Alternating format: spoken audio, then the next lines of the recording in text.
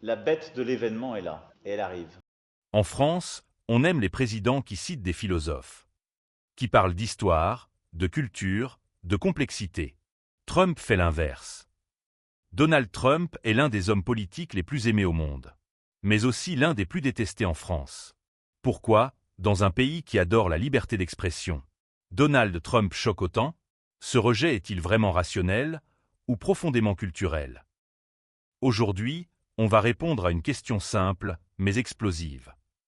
Pourquoi une majorité de Français n'aiment pas Donald Trump? Ce n'est pas seulement une question de politique. C'est une question de valeurs, de culture, de médias, et même de psychologie collective. En France, on valorise la discrétion, la nuance, l'intellectuel. Donald Trump, lui, valorise la domination, l'excès, la provocation. Là où un président français doit paraître au-dessus de la mêlée. Trump assume le conflit permanent. Pour beaucoup de Français, Trump ne parle pas comme un chef d'État, mais comme un patron de télé-réalité. Et culturellement, ça passe très mal. En France, on aime les présidents qui citent des philosophes, qui parlent d'histoire, de culture, de complexité. Trump fait l'inverse.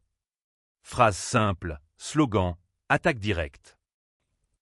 Pour une partie de l'opinion française, cela donne l'impression d'un manque de profondeur, voire d'un manque d'intelligence, même si cette simplicité est précisément ce qui séduit ses électeurs.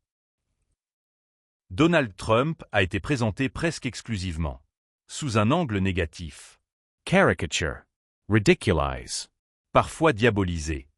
Peu de médias ont réellement expliqué pourquoi des millions d'Américains l'ont soutenu. Résultat, pour beaucoup de Français, Trump n'est pas un président. C'est une anomalie. Il faut le dire franchement. Une partie du rejet de Trump est aussi un rejet de l'Amérique. Trump incarne tout ce que la France critique souvent.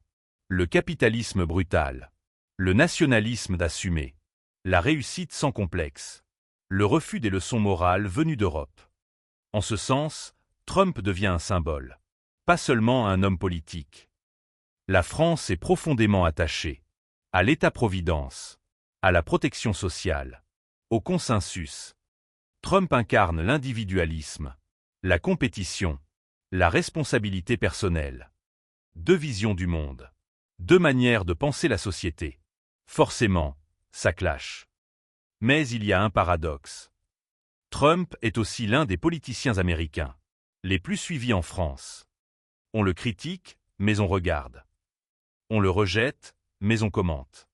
Parce que Trump dérange, et que ce qui dérange attire. Les Français n'aiment pas Donald Trump. Non pas parce qu'ils le comprennent trop bien, mais peut-être parce qu'ils ne le comprennent pas assez.